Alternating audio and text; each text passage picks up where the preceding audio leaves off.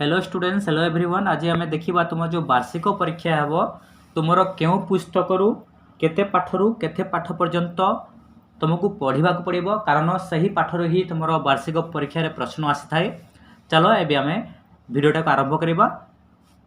तो प्रथम आम देखा मातृभाषा जोटा तुम रही, तो से गद्य रही विश्वस्त साथी जंत्र मानव, व्याकरण कर्ता कर्म क्रियार धारणा और वाक्यर बाछिबा।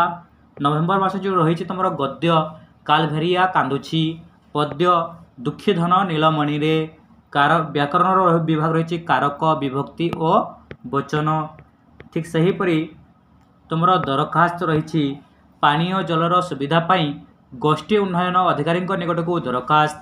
गद्य रही उत्कलपुत्र प्यारीमोहन, रचना रही देखि प्रदर्शनी। पद्य रही दलपति पद तुमको साजे। गद्य रही देशभक्त लक्ष्मण नायक, रचना रही संवादपत्र। दरखास्त रही हजार प्रतिकार पाई स्वास्थ्य विभागीय अधिकारी निकट को दरखास्त। तापर तुम रही पद्य रही आमे भारतर शिशु। पद्य रही नईगला आपे मथा।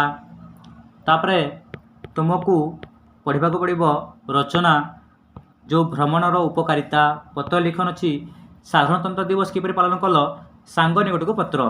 एकांकिका अच्छी दीप शिखा। व्याकरण अच्छी रूढ़ी और प्रवचन धारणा। रचना रही शीत ऋतु। व्याकरण रही अव्यय पद। तापर तुम जो गणित पुस्तक रही, गणित पुस्तक तुम वैदिक गणित भग्नांश पृष्ठा गुड़िक तुम निजे देखी नेब पिला माने। भग्नांश पृष्ठा 35-37 रही मानसंकर भग्नांश। तापर तुम जो गणित बही अच्छी तुम पाठ 3 वृत्त और यह संबंधी माप। मानसंकर जामिति। पाठ 7 क्षेत्रफल धारणा। मानसंकर क्षेत्रफल। तापर रही दशमिक संख्यार परिचय। तापर मानसंकर दशमिक भग्नांश। तापर पाठ 18 तुम रही मेट्रिक पद्धति। तापर तुम रही पाठ 19 समय माप। वैदिक गणितर हरण, वैदिक गणितर विभाजिता। तापर तुम रही मानसंकर शतकड़ा। तापर पाठ 20 जो रही टंका पैसार कारबार। मानसंकर रही क्षति लाभ। मानसंकर रही आयतन। पाठ 21 तथ्य उपस्थापन। पाठ 4 रही प्रतिसम चित्र। वैदिक गणित रही वर्ग। मानसंक रही शुद्ध कषा। मानसंक रही समय दूरता। तो युड़िक तुम पढ़ा पड़ो। तापर तुम जो इंग्लिश पुस्तक रही एटा तुम ML3 जोटा रही मेन लेसन जोटा रही माई इंग्लिश बुक्र सहीटा तुम गुड मॉर्निंग पाठ पढ़ो। तापर मेन लेसन जो 7 अच्छी वेकअप पढ़ो। Supplementary reader the clever jackal पढ़ो। वार्कबुक जोटा तुम रही यूनिट 9 ठारू तुम सेशन यूनिट पर्यंत तुमको पढ़ा पड़ो। एसे रही तुम your Pradhan Acharya. My English book the little round बन 3 पढ़ा पड़ो। तुम एसे रही your best friend. Supplementary the cave seller and the monkey. Main lesson जो 4 रही the frog and the crow पढ़ा पड़ो। Supplementary reader Gopal and the cow head boy पढ़ा पड़ो। माई इंग्लिश टेस्ट 8 जोटा रही ए मॉक ऑफ महात्मा पढ़ा पड़ो। सप्लीमेंटरी रीडर तुम स्वामी विवेकानंद पढ़ो। एसे अच्छी तुम योर मदर। बस एतिक तुमको पढ़ा पड़ो। तापर तुम रही जोटा कि विज्ञान रही विज्ञान विषय गुड़िक देखी नेबा। तो तुम जंगलर आवश्यकता खाद्य श्रृंखल आरंभ कर जोटा कि तुम तापर तुम जो 18 पृष्ठ अध्याय अच्छी शक्ति और कार्य पढ़ो। तुम जो पाठ 19 जोटा अच्छी तुम 49 अध्याय कहवा वायु पाठ पढ़ो।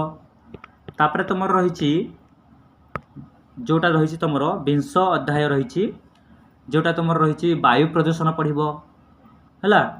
तापर तुम रही 21 अध्याय जोटा रही तुम आम जीवन में विज्ञान जिनिस गुड़ व्यवहार पाठ पढ़ा जिनिस गुड़िक जोगाजोग जिनिस युड़िक तुमको पढ़ा पड़ो।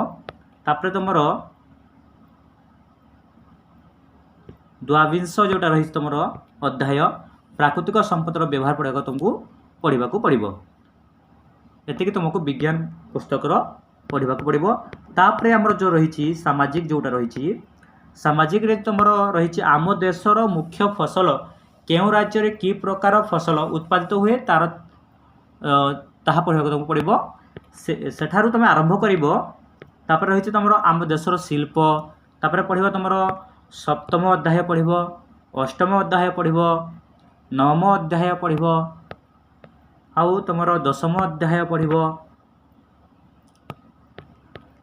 तापर तुम एकादश अध्याय पढ़ाक पड़ो है। तुमको एतिक पढ़ाक पड़ो सामाजिक पुस्तकर। तापर आम देखा तुम जो रही संस्कृत पुस्तक जो रही एठार तुम सप्तम पाठ, त्रयोदश पाठ, अष्टम पाठ, नवम पाठ, दशम पाठ, एकादश पाठ, पंचदश पाठ पढ़ाक पड़ो।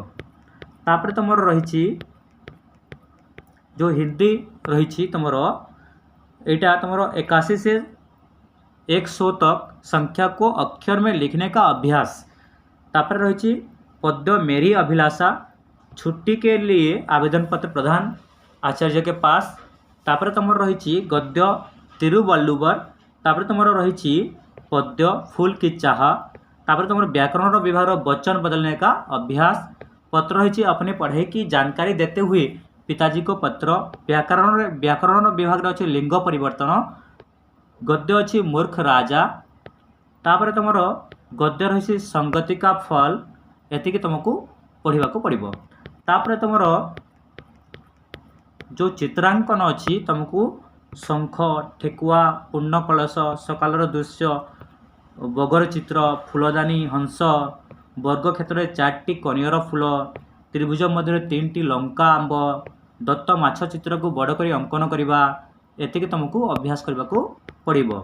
तापर तुम रही जोटा साधारण ज्ञान रही एठारे तुम आम शिल्प आम प्रगति ठारू शेष पर्यंत को पढ़ाक पड़ो।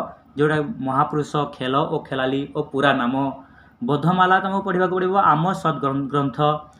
तापर तुम आम संस्कृति और परंपरा पढ़ाक पड़ो। तापर तुम आमर गौरवशाली इतिहास, सांगठनिक परिचय। बोधमाला अच्छी भारतीय विज्ञानर उज्ज्वल परंपरा। तापर तुम रही प्रत्युत्पन्न मतित्व है। तापर रही तुम सांप्रतिक घटना। बोधमाला अच्छी प्रसिद्ध कविवृंद, चक्र, पदक, खेल, विद्या भारती। एगुड़ तुमको पढ़ाक पड़ो।